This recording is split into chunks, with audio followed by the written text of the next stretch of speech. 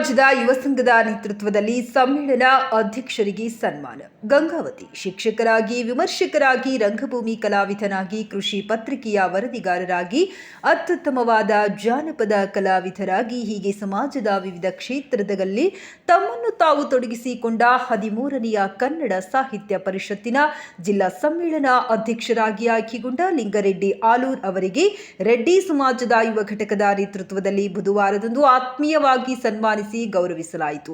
ಪ್ರಸ್ತುತ ಕೆಸರಹಟ್ಟಿಯ ಖಾಸಗಿ ಶಿಕ್ಷಣ ಸಂಸ್ಥೆಯಲ್ಲಿ ಮುಖ್ಯೋಪಾಧ್ಯಾಯರಾಗಿ ಸೇವೆ ಸಲ್ಲಿಸುತ್ತಿರುವ ಹಿರಿಯ ಸಾಹಿತಿ ಲಿಂಗರೆಡ್ಡಿ ಆಲೂರ್ ಸರ್ ಅವರಿಗೆ ಯುವ ಮುಖಂಡ ಚನ್ನಕೇಶವ ಜೆ ಕಿನ್ ಆತ್ಮೀಯವಾಗಿ ಸನ್ಮಾನಿಸಿ ಗೌರವಿಸಿ ಮಾತನಾಡಿ 13ನೆಯ ಕನ್ನಡ ಸಾಹಿತ್ಯ ಪರಿಷತ್ತಿನ ಜಿಲ್ಲಾ ಸಮ್ಮೇಳನ ಅಧ್ಯಕ್ಷರಾಗಿ ಆಯ್ಕೆಗೊಂಡಿದ್ದು ಅವರು ಸಲ್ಲಿಸಿದ ಕಲೆ, ಸಾಹಿತ್ಯ, ಕೃಷಿಗೆ ಸಲ್ಲಿಸಿದ ಪ್ರಾಮಾಣಿಕ ಸೇವೆ ಮುಖ್ಯವಾಗಿದೆ.